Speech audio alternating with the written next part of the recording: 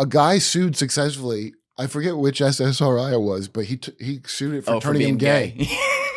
This is a while ago. Now think of like beating a pharmaceutical company because it turned you gay. And your argument is it turned me gay.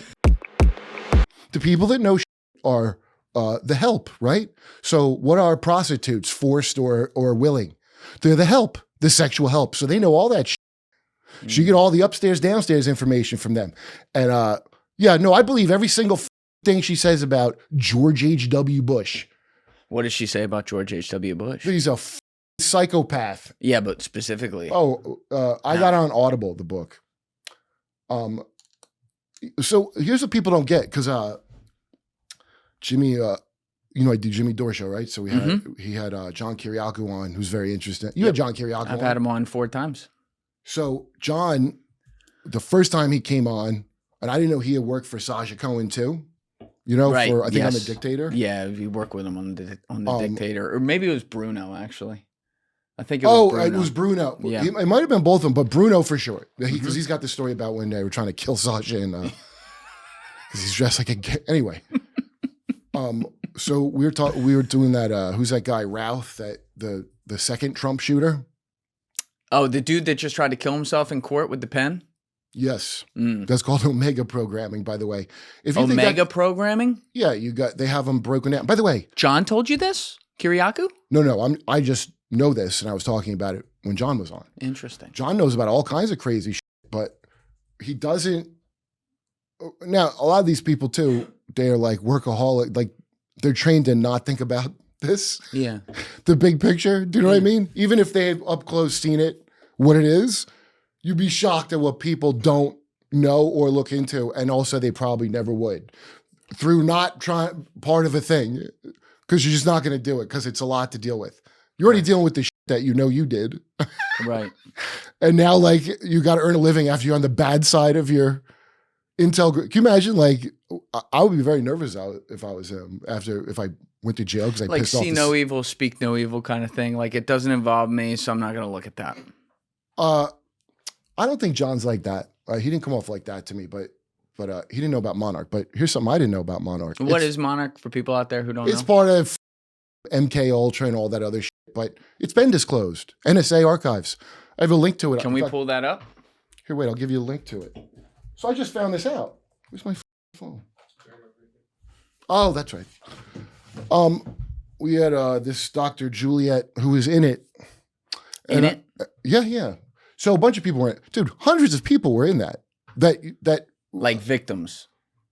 I would bet you anything that Routh guy is part of that. The 2 different colored hair and the weird, he's never in jail. Like he's real, the Charles Manson jail thing where you're like. Yeah, I know the Charles Manson story. Who's Ralph? Ryan Routh, the guy that shot. The guy that shot Trump. Right. Yeah. Okay. You think he was in Monarch? I think 100% just based on what I know about it. When I first heard of Monarch, by the way, I guess it was like a 2010 or 11, I guess. I didn't really think about it or care about it like that. I was like, oh, and then I read it and I'm like, this sounds like this is like just a metaphor for society or something. Which it is, but also it's literally they did that. And so the NSA archives in 2024 put it out. And I go, wait, it's in there by name. So yeah, Artichoke, all of them. We know it exists. We already know it exists 100%. The NSA voluntarily put that out. Well, did you hear about I'm into it and I didn't hear about it. Yeah, let me. So that's how it works. Pull it up. Here, do you have it, Joe? Is that it?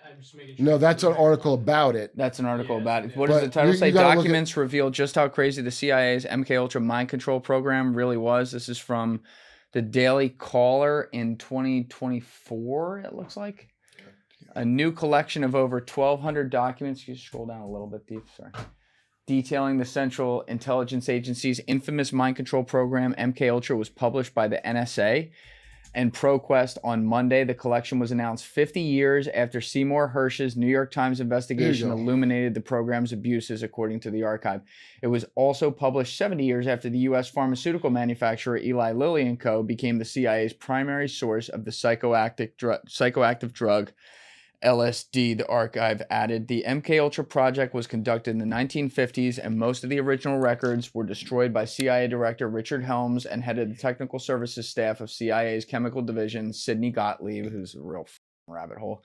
According to the archive, Gottlieb would eventually serve as the director of the agency's technical services. Yo, it goes so much wilder than... Give me the wilder, Kurt Metzger's, while you're here.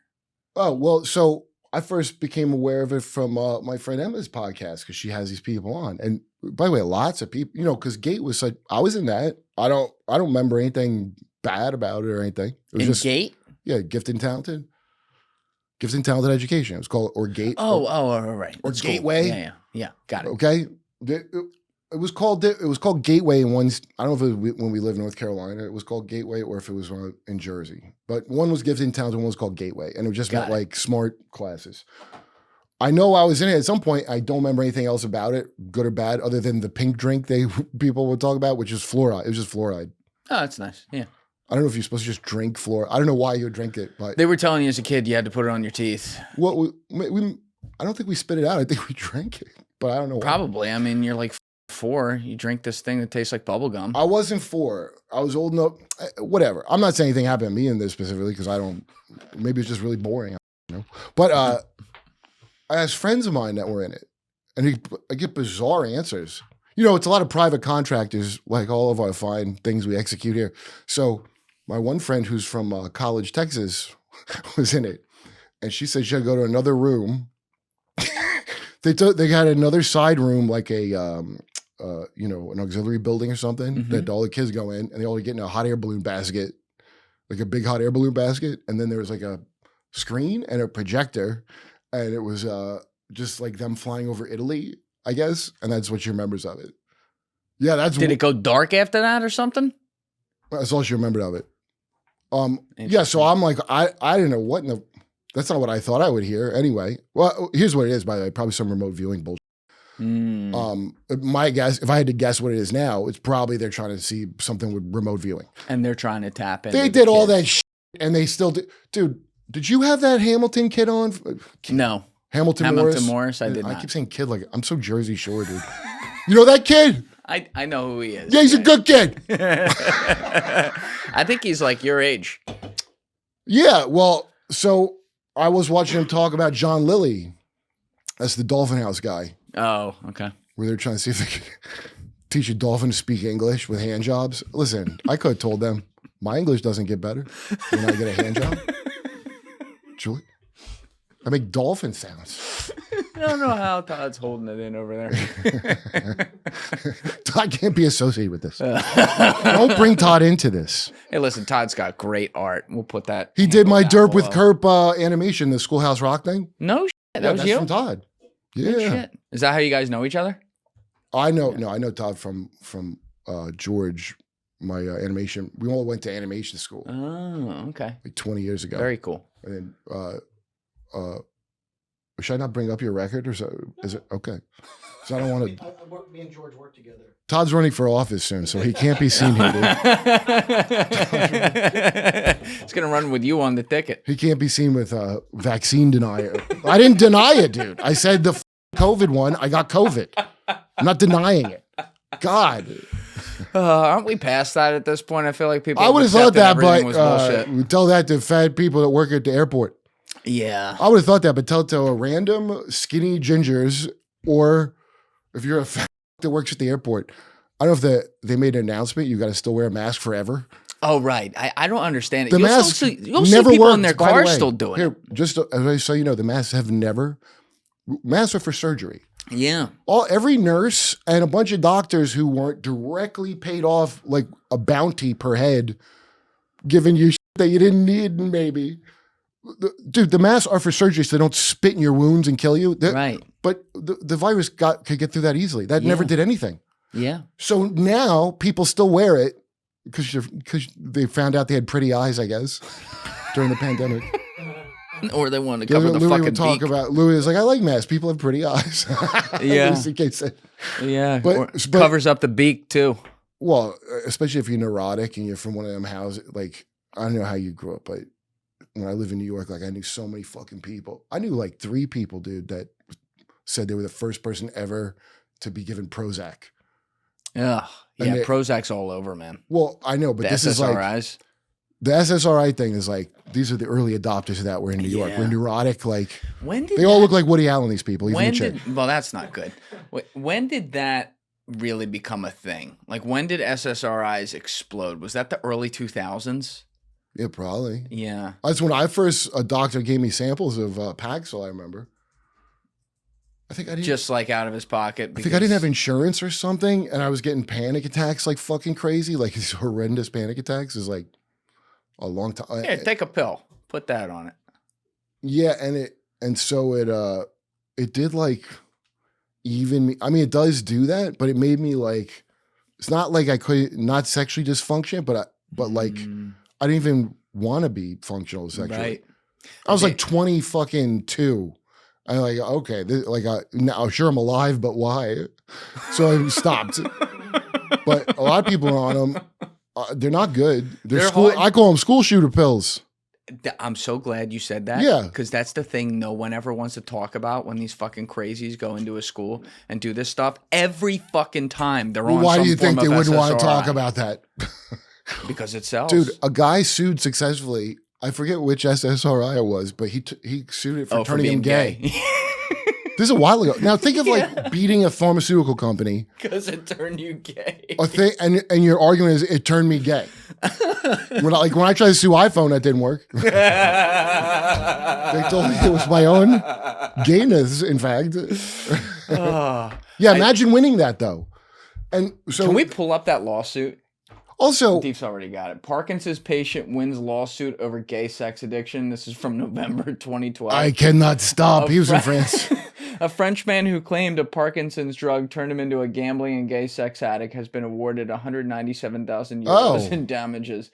Didier Yambart of Nantes, France, sued the pharmaceutical giant GlaxoSmithKline in 2011. Claiming the drug Requip caused him to lose 82,000 euros gambling on the internet. Yeah. He said he also became addicted to gay sex and risky sexual encounters. He said he was after starting the drug in 2000. It's gambles. Oh, this is like really tragic. And attempted suicide 8 times. No, dude. Wow. The gambling, it's so him turning gay. It's not that turning gay. The compulsive gambling addiction. Yeah. That's like an extra, like he's spinning the wheel on sexual things. And that's hitting. They used to say it worked like they thought it inhibited some chemical thing. But if you go back and look at the commercials, they don't say that they know for sure. They go, we think it works this way in the commercial. Now, and I remember the commercial too, but I don't remember that part of we think it works this way. You just saw the picture. You know, the dumb pictures they draw. The pill goes in here and then so that's what it triggers. So a lot of suicides on it. And a lot of the suicide where you go out and take people with you. Take people with you. Yeah, you know, like be a star when you go out, like how America's not like Japanese. Like someone to film it, not the Japanese forest thing. I'm saying like someone actually. If America has the most, I'm going to take you with me kind of suicides. I bet you if you stacked up the, right? That's but it's those, dude. Yeah, no shit. Those pills. First of all, why would they be advertising prescription medication on TV? It's nuts. It's absolutely insane. And people don't even know America does that. People didn't know until the Oprah, Prince Harry and Meghan fucking interview when Oprah interviewed them. Do you remember that? It was in 2021. I remember that. But what was on Twitter? People in the UK were like, "Wait, why they advertise?" Because it was a. How their fucking cause is mental health. Yep.